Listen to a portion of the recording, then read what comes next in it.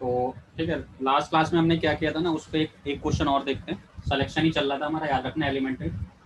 तो next question.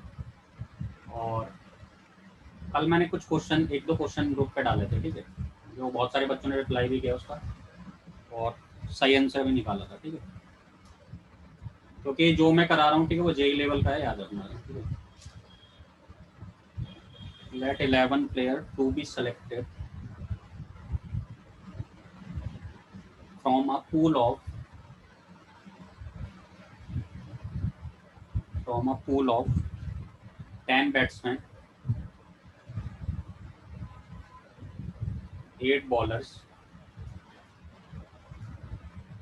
4 all-rounder, and 3 wicket keepers.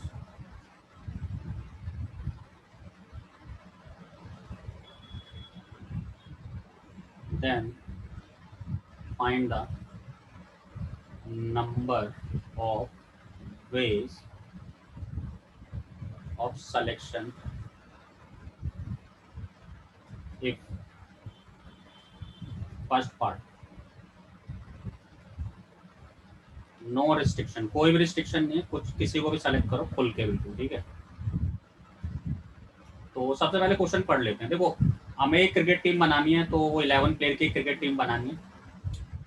और select कहाँ से करना है, जिसमें 10 तो भाई बैट्समैन है, 10 are batsman, 8 are bowlers, 4 are allrounders, and 3 are wicket keepers,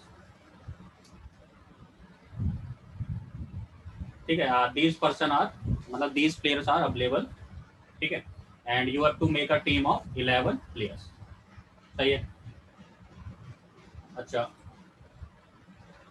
अच्छा, अब देखो, नो रिस्ट्रिक्शन का ये मतलब है आप 10 के 10 बैट्समैन ले लो और कोई एक बंदा नीचे से ले लो, या तो बॉलर ले लो, ऑलराउंडर ले लो, विकेट कीपर ले लो, कुछ भी ले सकते हो। इसका ये मतलब है रिस्ट्रिक्शन का मतलब। ऐसा नहीं है कि आपको 7 बैट्समैन लेने पड़ेंगे एंड 4 बॉलर्स लेना पड़ेगा, ऐसा कुछ नहीं है, क्योंकि रिस्ट्रिक्शन नहीं है। तो बड़ा ईजी है। कितने हो गए टोटल, 10 और 8 18, 18 और 4 22, 22 और 3 कितने हो गए 25। तो आंसर कितना आ जाएगा 25 में से टोटल पर्सन कितने, क्योंकि हम सिलेक्शन कर रहे हैं और 11 प्लेयर सेलेक्ट कर लिए, ये आंसर आ जाएगा 25C2, ठीक है। हाँ, अगर इनको अरेंज भी करना होता, याद रखो, अगर इनको अरेंज भी करना होता तो आप 11 फैक्टोरियल मल्टीप्लाई में लिखते, बट ऐसा कुछ नहीं बोला उसने। उसे बैटिंग ऑर्डर नहीं चाहिए, उसे सिर्फ ये चाहिए कि भाई आप सिर्फ टीम को सेलेक्ट कर दो, अपना काम चल जाएगा। तो मैंने कहा ठीक है भाई, हो गई टीम सेलेक्ट, 25C11, सही बात है, ओके। तो ये पहला पॉइंट हो गया, ये सारी चीज अवेलेबल है हमारे पास, याद रखना। आप सेकंड पॉइंट पे आते हैं। सेकंड है अपना, team must include 7 batsman, exactly याद रखना, team must include exactly 7 batsman. तो इसने एग्जैक्टली वर्ड डाल दिया है, इसका मतलब आपको 7 बैट्समैन तो लेने ही पड़ेंगे, मस्ट है। अच्छा, तो अब एक बताओ, बैट्समैन कहाँ है, तो आप बोलोगे सर 10 बैट्समैन है, आपको कितने चाहिए 7, तो आपने कहा सर 10 में से कोई 7 ले लो, मैंने कहा ठीक है ले लिया, 10C7। तो मेरे को बस एक बार बताओ, क्या टीम बन गई, क्या क्या क्रिकेट टीम बन गई क्या, यस और नो, जल्दी से बताओ।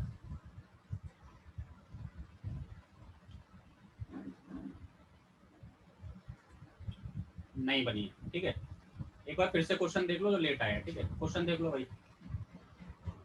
हम एक 11 प्लेयर की टीम बना रहे हैं, किस में से, we have to select 11 player from 10 batsman, 8 bowlers, 4 allrounder, 3 wicket keeper. Then find the number of ways of selection if no restriction. No restriction means you can select anyone, you can select 10, मतलब all 10 batsman, all 8 players plus 3 more players, all 4 all rounders, ठीक है, all 3 wicket keepers plus required members, ठीक है। तो इसलिए 25C11 होगा। सिर्फ select करना है भाई, अरेंज नहीं करना है, पहले बता रहा हूँ। अब आ जाओ नीचे, तो मैंने बोला कि 7 बैट्समैन चाहिए, तो हमारे पास टोटल बैट्समैन कितने हैं, 10 है। तो 10 में से आपने 7 बैट्समैन सेलेक्ट कर लिया, बट क्या टीम बन गई क्या, तो आपने बोला सर नहीं, क्यों, क्योंकि आपने बोला सर 11 प्लेयर की होती है ना टीम, तो तो आपने तो सिर्फ अभी 7 ही सेलेक्ट करे हैं, बाकी का 4 क्या करें? तो बेटा देखो टोटल मेंबर है अपना 25, 25 में से बैट्समैन को हटा दो, क्योंकि आप बैट्समैन तो 7 ले गए, इनको हटा दो। अब बचे कितने? 15 बच गए क्या? 8 4 12 3 15 हो गए, ठीक है। ये जो बचे हुए 15 प्लेयर हैं, याद रखना, ठीक है। 10 में से 7 तो मैंने बैट्समैन ले लिए, इन 15 में से आपको 4 प्लेयर सेलेक्ट करने पड़ेंगे। बोलो यस या नो? क्लियर है भाई ये वाली बात सबको?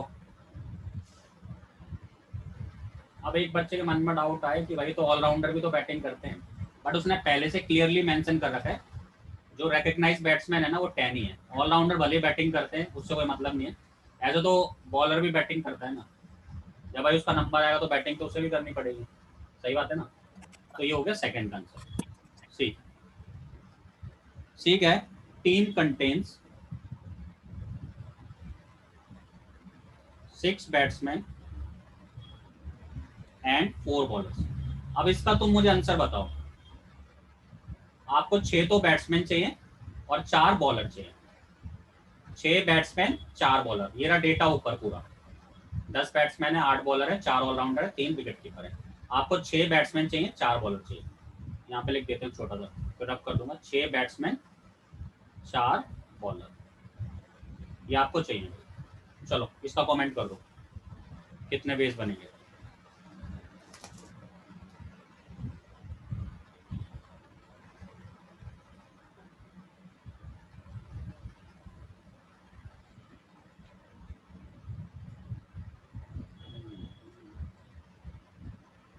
मजा आएगा आज तुम्हें चिली सेशन में, सेकंड वाले में खासकर अगर रुकते हो।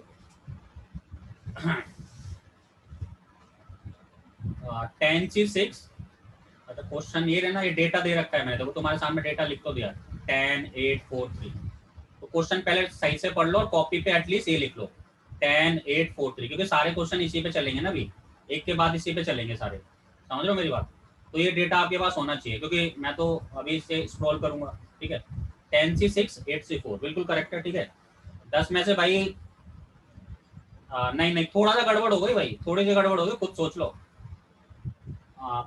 ठीक है, आंसर तो लगभग सही दिया, बट सही नहीं माना जाएगा, ठीक है। 10 में से आपने 6 बॉलर ले लिए, बैट्समैन ले लिए, मैं कहा बिल्कुल सही है भाई। 8 में से 4 बॉलर ले लिए। हाँ बट आप एक चीज भूल गए ना भाई, टीम तो 11 प्लेयर की होती है ना, आप तो 10 ही प्लेयर लेके आए हो। और वो 11 प्लेयर कहाँ से आएंगे? 10 और 8 18, 25 में से 18 माइनस करो, कितने बचेंगे? नहीं 15C1 नहीं होगा, क्योंकि ये बैट्समैन है ये बॉलर है। 25 में से 18 माइनस करो, 7 आएगा। उन 7 में से एक लेके आना पड़ेगा, समझ गए भाई? कैलकुलेट मतलब जो डेटा दिया है ना उसको जरा नजर बैठा के रखो, ठीक है।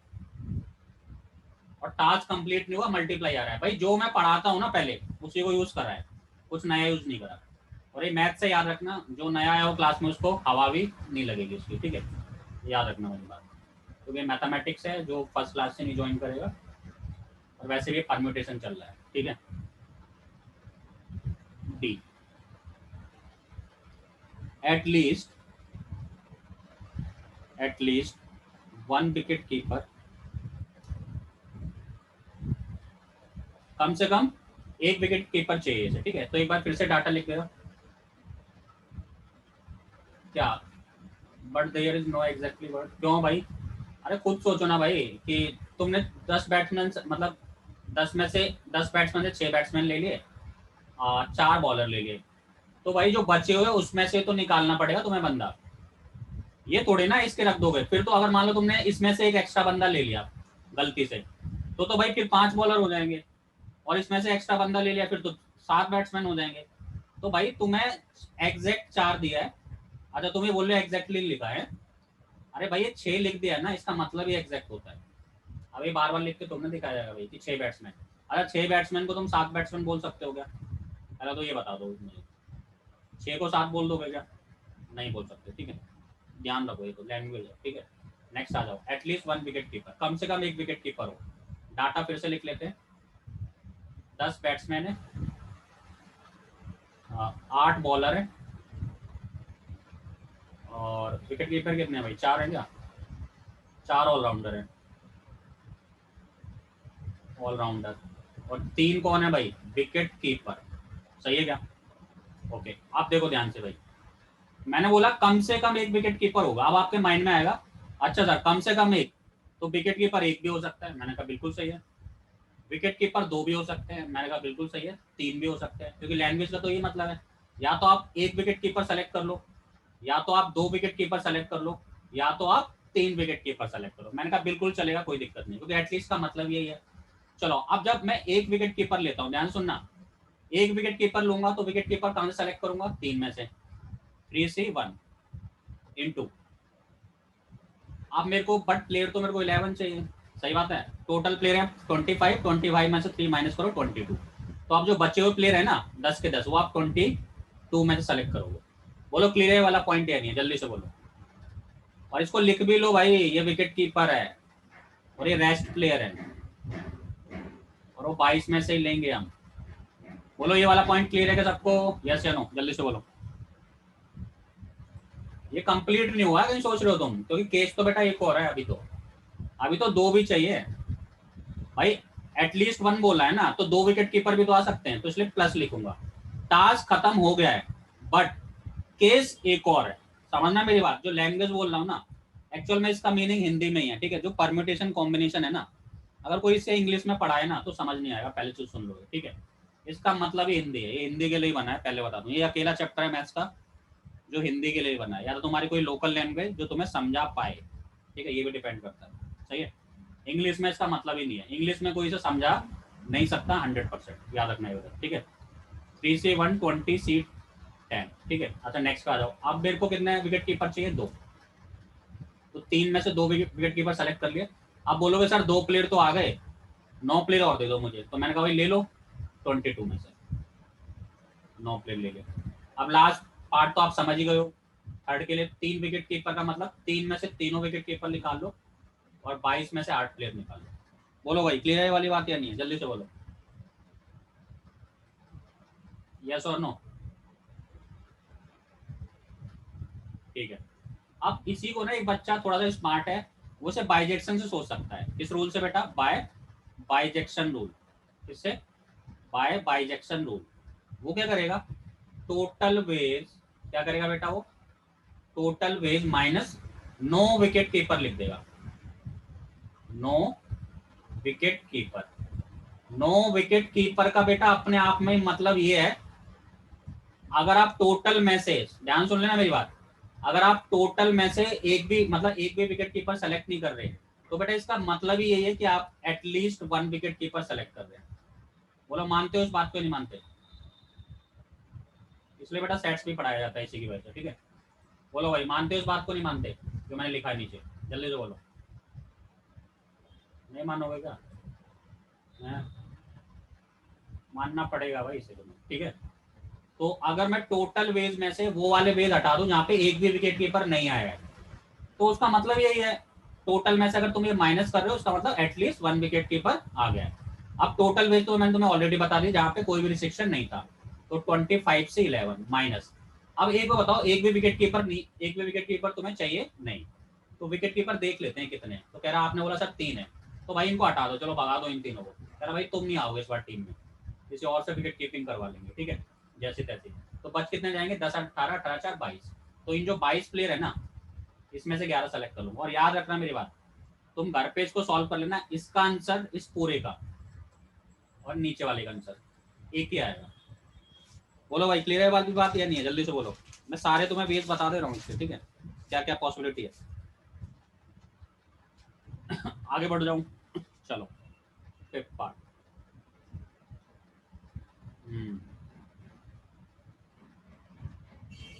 चलो भाई, अब इंटरेस्टिंग, अब ये तक का सबसे इंटरेस्टिंग क्वेश्चन, ठीक है। प्लेयर ए, मान लो दो प्लेयर है, ऐसा बोल देता हूँ, मान लो इंडिया में बोल देता हूँ, ठीक है।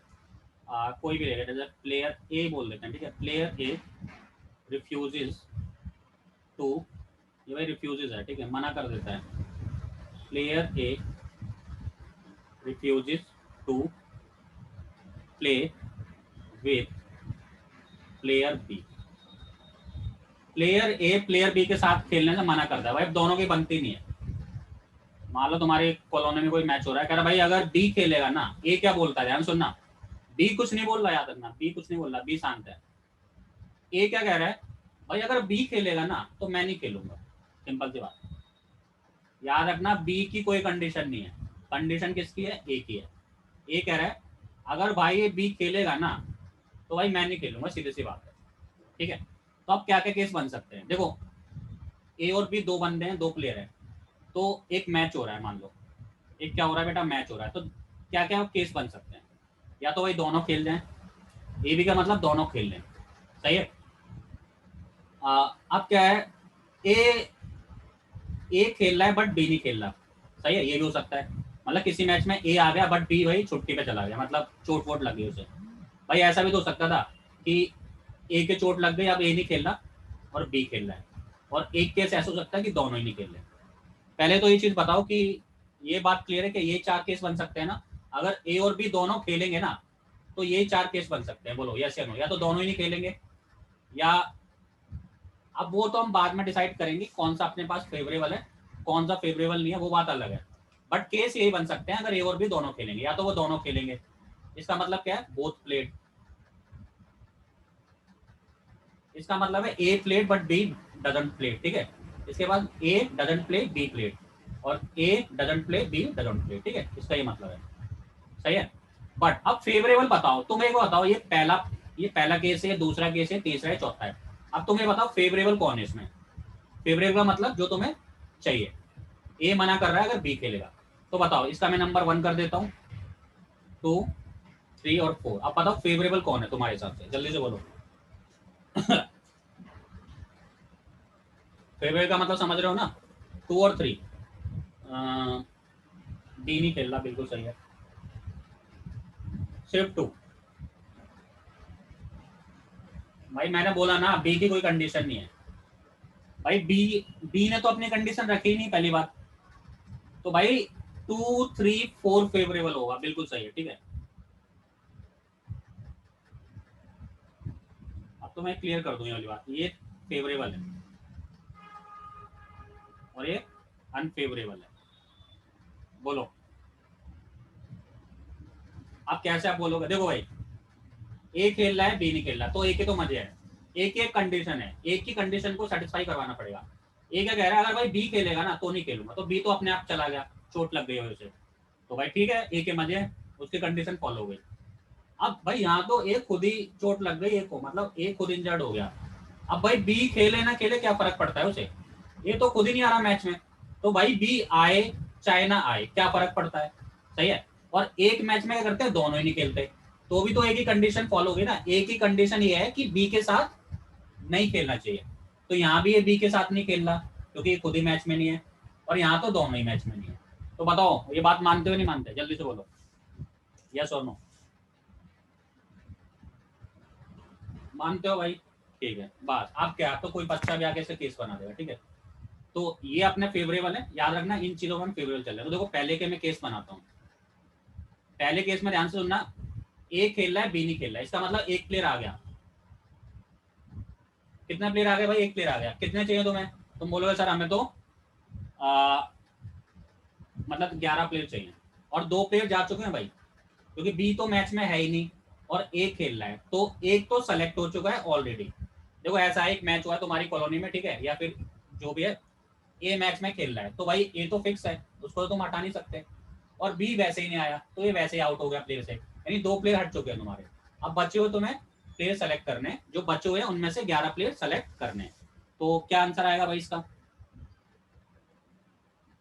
क्या आएगा बोलो। एक प्लेयर फिक्स है, बी मैच में आया नहीं है, तो बचे 23 प्लेयर, ठीक है। उन 23 में से आप कितने सेलेक्ट कर लो, एक फिक्स हो गया, 10 सेलेक्ट कर लो, तो ये पहले के लिए हो गया, पहले केस के लिए।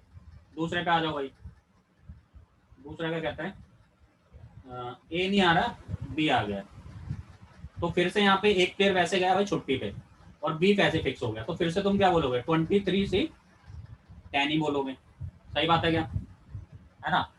तीसरे पे आ जाओ भाई, दोनों ही नहीं आ रहे, छुट्टी पे चले गए, तो ये क्या हो जाएगा, 23 से 10। एक मिनट रुक जाओ, ठीक है, फिर इसमें फर्क कैसे रहेगा, ठीक है। इस बार ये दोनों छुट्टी पे चले गए, ओ एक गड़बड़ सी हो गई है, एक मिनट रुको, एक प्लेयर आ चुका है, बच्चे तो 23 हैं, छुट्टी पे चला गया, एक फिक्स हो गया। ए फिक्स है, बी छुट्टी पे गया, यानी 2 प्लेयर हो चुके हैं। बच्चे को 23 में से 10 सेलेक्ट करने हैं, मैं कहा सही है। अब दूसरे में ए छुट्टी पे चला गया है तो उसके साथ सेम कॉम्प्लीमेंट्री है, तो ये भी होगा। अब दोनों चलेगा छुट्टी पे, तो यहाँ 11 आएगा, ठीक है। हाँ, लास्ट वाला 11 आएगा, गड़बड़ कर दी, वही 11 है, दोनों सेम के साथ, यहाँ 11 आएगा, सही है। तो मानते हो इन सबको ऐड कर दो, आंसर आएगा, क्योंकि टास्क तीनों में कंप्लीट हुआ है। टास्क इसमें भी कंप्लीट हुआ है, इसमें भी हुआ है और इसमें भी हुआ है, ठीक है। अब एक दूसरा तरीका बाइजेक्शन वाला, बाय बाइजेक्शन रूल। अब तुम भाई ये भी तो बोल सकते थे, तुम्हें क्या चाहिए, ए और बी को, मतलब ए को बी के साथ नहीं खिलाना। तुम ये बोल सकते हो total number of ways minus A and B both played, जहाँ पे ए और बी दोनों खेल गए।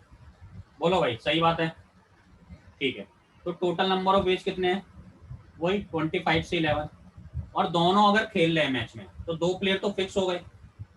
अब बचे कितने, 23 प्लेयर, उसमें से भाई आप 9 को खिला लो, क्योंकि 2 प्लेयर तो खेल ही रहे हैं मैच में। बोलो भाई मानते हो उस बात को, नहीं मानते? या सही है, कुछ गड़बड़ तो नहीं हो गई भाई, देख लो एक बार, ठीक है, कैलकुलेशन देख लो, ये और भी दोनों खेल रहे हैं ना, सही है। क्योंकि 2 प्लेयर तो वैसे ही मैच में खेल रहे हैं, 9 को और सेलेक्ट करना है, ठीक है। तो समझ के देखो, बाइजेक्शन को भी यूज करना सीखो, जब बहुत सारी कैलकुलेशन हो जाती है ना, तो बाइजेक्शन भी बड़ा रोल प्ले करता है बहुत, समझ रहे हो मेरी बात? चलो याद हो गए, एक और ले लें, खतरनाक सा है, एक और ले लेते हैं, ठीक है। ये थोड़ा सा बहुत टिपिकल क्वेश्चन में आता है ये वाला, ठीक है, जो मैं करा रहा हूँ, ठीक है। हाउ मैनी, अलग क्वेश्चन है वैसे, how many batting order possible, ये अलग क्वेश्चन याद रखना, ऑफ 11 प्लेयर्स सच दैट, पहला पार्ट, नो रिस्ट्रिक्शन, कुछ रिस्ट्रिक्शन नहीं है, खुल के खेलना है, ठीक है। अब तुम्हें मैंने दे दिया भाई 11 player, player 1, player 2, player 3, player 11। अब इनका बैटिंग ऑर्डर सेट करना है, तो कितने तरीके से सेट कर सकते हो भाई? पहले तुम P1 P2 को भेज दो ओपनिंग पे, या 1 डाउन पे P4 को भेज दो, वो तुम्हारी मर्जी है। तो बहुत सारे डिफरेंट ऑर्डर हो सकते हैं, ये भी हो सकता है जो मैं लिख रहा हूँ, समझ रहे हो? यहाँ पे भी P1 P2 भी है, ठीक है। तो तुम समझ रहे हो बैटिंग ऑर्डर का मतलब, तुम जानते हो मैच देखते होगे तो, ठीक है, कि बहुत सारे डिफरेंट बैटिंग ऑर्डर पॉसिबल हो सकते हैं, सही है। तो वही बताने हैं, तो ये तो बड़ा ईजी है। कितने प्लेयर है भाई टोटल? तो आप बोलोगे सर 11 प्लेयर है, रिस्ट्रिक्शन है क्या कोई? तो नहीं है। और याद रखना ये अरेंजमेंट हो रहा है, क्योंकि तुम बैटिंग क्या कर रहे हो, ऑर्डर बना रहे हो, ये सिलेक्शन नहीं है, याद रखना पहली बात, ये अरेंजमेंट है, ठीक है। याद रखना ये, अभी यहाँ पे इस क्वेश्चन में जो ये बोला है ना कि बैटिंग ऑर्डर बनाने हैं तुम्हें, ठीक है, तो ये क्या है, अरेंजमेंट माना जाएगा, क्योंकि तुम बैटिंग ऑर्डर बना रहे हो, याद रखना। सेलेक्ट कर सकते हो, बात अलग है, ठीक है, बट तुम बना के रहे हो बैटिंग ऑर्डर, ठीक है। तो या तो तुम 11 फैक्टोरियल लिख दो, तो मैं बुरा नहीं मानूंगा बिल्कुल भी, ठीक है, क्योंकि 11 प्लेयर है और 11 फैक्टोरियल तरह अरेंज कर सकते हो। या फिर कोई कहता है नहीं मैं तो कॉम्बिनेशन से करूंगा इसे, तो कर लो। कितने प्लेयर हैं? आप बोलोगे सर 11 है। कितने सेलेक्ट करने? कह रहा 11 है, और इन टू में 11 फैक्टोरियल, 2 वे प्रोसेस होता है परम्यूटेशन। तो ये भी सही है, ये बॉक्स मेथड तो समझ लो, और ये भी सही है। बोलो भाई मानते हो मानते? यस या नो, जल्दी से बोलो। 11 में से 11 सेलेक्ट करना एक ही तरीका है, 11 में से 11 को सेलेक्ट करने का एक ही तरीका है, तो इसलिए 1 ही है, यानी कि ये वाला आंसर और ये वाला आंसर मैच करता है, ठीक है। बट तुम्हें थोड़ा परम्यूटेशन का फील करा रहा हूँ, ठीक है, कि 2 वे प्रोसेस बन भी रहा है नहीं बन रहा है, ठीक है, क्योंकि अरेंजमेंट है, क्वेश्चन को देखते पता चल रहा है, ठीक है। चलो दूसरा पे आ जाओ, दूसरा पार्ट। अब एक प्लेयर है ए, ठीक है, player A wants to go before B. अब प्लेयर ए क्या कहता है ना, भाई मैं तो बी से पहले जाऊंगा हमेशा। अगर शिखर धवन है, वो कहता है कि विराट कोहली से हमेशा क्या जाऊंगा, पहले ही जाऊंगा, ठीक है, ओपनिंग करूंगा, मतलब कहने का मतलब विराट कोहली जिस भी नंबर पे आएगा ना, उससे पहले मैं जाऊंगा, बस सिंपल सी बात, ठीक है। तो अब तुम कैसे पैटर्न को भिड़ाओगे, ठीक है, याद रखना कैसे पैटर्न को तुम लगाओगे, ध्यान सुनना मेरी बात। कितने प्लेयर हैं, पहले तो 11 प्लेयर की बात हो रही है। मैं ये बोलना चाह रहा हूँ, मैं बोलना क्या चाह रहा हूँ वही बताता हूँ। जैसे ए प्लेयर है, बी है, विराट, ये शिखर धवन है, ये विराट कोहली दूसरा, बाकी नीचे कुछ भी भरे कोई फर्क नहीं पड़ता। बाकी 9 प्लेस पे मैं कुछ भी भर दूं कोई फर्क नहीं पड़ता, बट जहां भी तुम ए बी को भरोगे ना, तो ए हमेशा ऊपर आएगा, बी हमेशा नीचे आएगा, चाहे ऊपर नीचे कुछ भी भर लो। बोलो भाई, क्लियर है मेरी बात या नहीं है? ये बैटिंग ऑर्डर चल रहा है, सही है, ठीक है। अच्छा, तो अब ये कैसे करेंगे, ध्यान सुनो मेरी बात। तो आप क्या करो, पहले 11 में से 2 प्लेयर सेलेक्ट कर लो। कौन से हैं? 2 ए और बी है। टोटल प्लेयर कौन है? 11। उसमें से आपने 2 प्लेयर सेलेक्ट कर लिए, शिखर धवन है और कौन है? विराट कोहली है, ठीक है। अच्छा, अब इन दोनों को, ध्यान सुनना मेरी बात, बहुत इंटरेस्टिंग है, ठीक है। इन दोनों को इस ऑर्डर में भेजने के कितने तरीके हैं? तो आप बोलोगे सर एक ही तरीका है, क्योंकि आप चाहते हो कि ए को ऊपर भेजो, बी को नीचे भेजो। ऐसा थोड़ा हो सकता बी और ए कर दो, नहीं फिर तो गलत बात हो जाएगी, फिर 2 तरीके हो जाते हैं। बट आपको क्या करना है, ए को ऊपर ही भेजना है मतलब, और बी को उसके बाद भेजना है बैटिंग पे। तो ऐसे भाई कितने तरीके हैं? बोलो, एक तरीका है नहीं है? बोलो यस या नो। मतलब पहले 2 प्लेयर सेलेक्ट किए, फिर उनको बैठा दिया, ये मैंने सेलेक्ट किए, याद रखना, और ये उन्हें बैठा दिया, या बैठा दिया, जो भी है, बैटिंग ऑर्डर पे भेज दिया, ठीक है। बोलो भाई, मानते हो? अब तुम बोलोगे सर टीम थोड़ी ना बनी, आपने 2 प्लेयर सेलेक्ट किए हैं। मैंने बिल्कुल सही है भाई, टीम तो 11 की है, 2 प्लेयर आ चुके हैं, कितने बचे भाई? 2 प्लेयर आ गए, कितने बचे जल्दी से बोलो।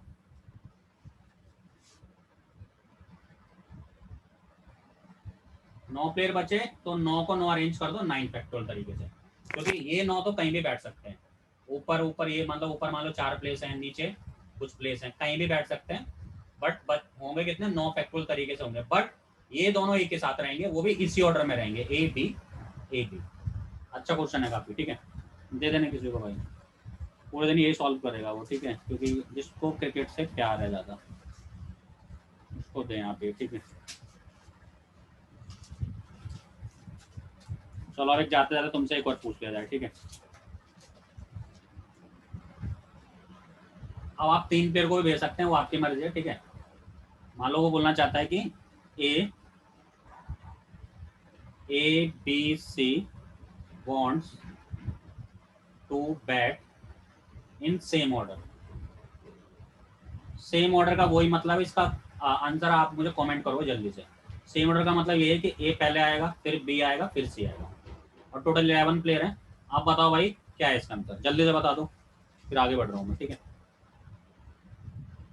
पिछले वाले के तरीके, यहाँ पे 3 प्लेयर आ गए हैं बस, ज्यादा कोई बड़ी बात नहीं करी इसमें, ठीक है।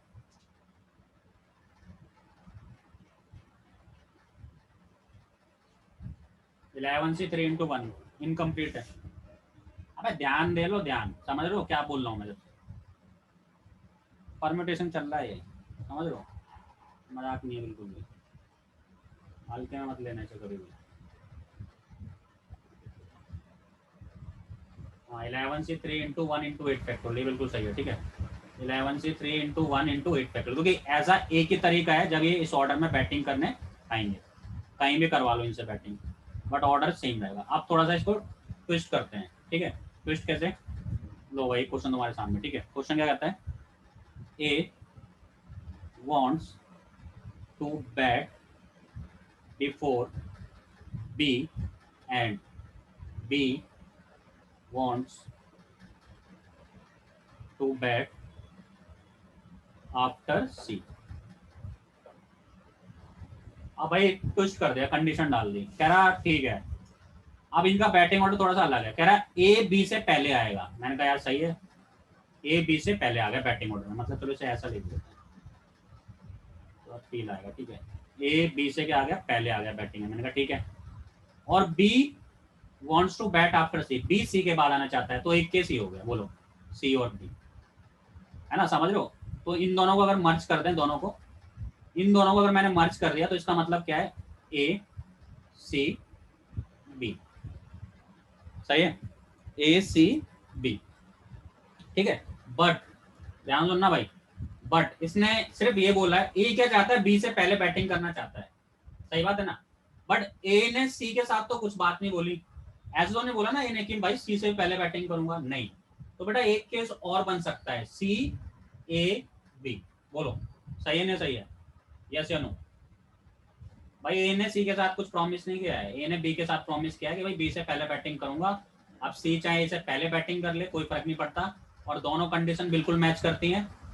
ए सी से पहले ही आ रहा है और सी बी से पहले ही आ रहा है, यहाँ भी सी बी से पहले ही आ रहा है और ए बी से पहले ही आ रहा है, तो दो तरीके हैं ऐसे, टू वेज है। सही है क्या? चलो अब आंसर अब तुम कमेंट कर दो। पहले तो मैंने 11 में से कर लिए 3 प्लेयर सेलेक्ट, ऐसा करने के कितने तरीके हैं? तो आप बोलोगे सर ए सी भी कर लो या फिर सी ए भी कर लो, तो ऐसा करने के एक तरीका। मैंने कहा ठीक है, बट उसमें भी सर दो वेज हैं। कौन कौन कौन अपना प्लेस चेंज कर रहा है, ए और सी? देखो ऐसा 11 में से 3 प्लेयर सेलेक्ट करने का सिर्फ एक तरीका है, वो मैं मानता हूं, बट ए और सी अपना प्लेस चेंज कर सकते हैं। ए सी से पहले आ सकता है या फिर सी ए से पहले आ सकता है, तो इनके लिए 2 फैक्टोरियल। ये किसके लिए? ए और सी के लिए और सी और ए के लिए। बेटा इसको लिख लेना, वरना 10 दिन बाद देखोगे ना ये वाला, अरे ये क्या था 2 फैक्टोरियल, ये कहां से आ गया, तो समझ नहीं आया भाई है। इनटू आ जाओ भाई आगे। कितने प्लेयर सेलेक्ट कर लिया भाई? 3 कर लिए, बचे कितने? 8 फैक्टोरियल। ठीक है, मान गए भाई? मानते हो भाई ये बात को? क्लियर है नहीं क्लियर है, जल्दी से बोलो। तो ये हमने कॉम्बिनेशन पे खतरनाक से क्वेश्चन भी सॉल्व कर दिए। ये टफेस्ट क्वेश्चन था भाई, हल्के मत लो, इसे कहीं सोच लो। ठीक है, आगे बढ़ें क्या? बोलो जल्दी से, बढ़ जाए आगे। ठीक है, अब आ रहा है टॉपिक। ठीक है, कौन सा? आज भाई रैंक वाला नहीं हो पाएगा, ठीक है, टाइम लग जाएगा क्योंकि ये भी बहुत बड़ा टॉपिक है, बट गैप और टाई हो जाएगा अगले सेशन अगर तुम लेना चाहते हो। गैप एंड टाई मेथड, ये बड़ा इंटरेस्टिंग मेथड है।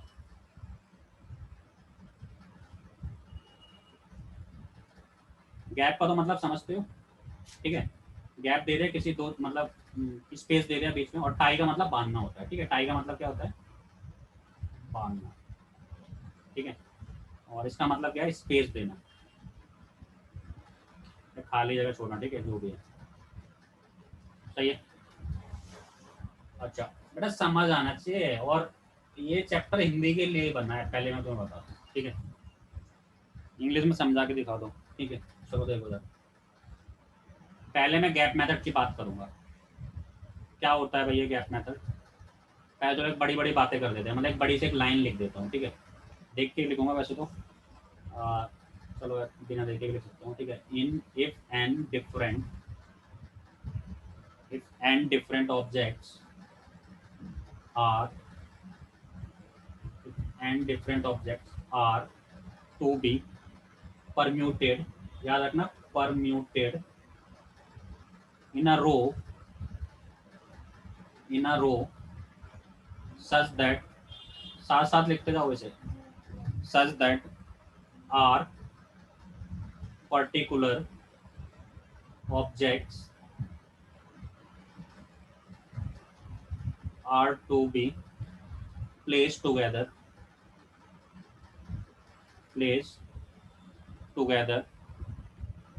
only then consider these are objects as one unit and permute this unit with rest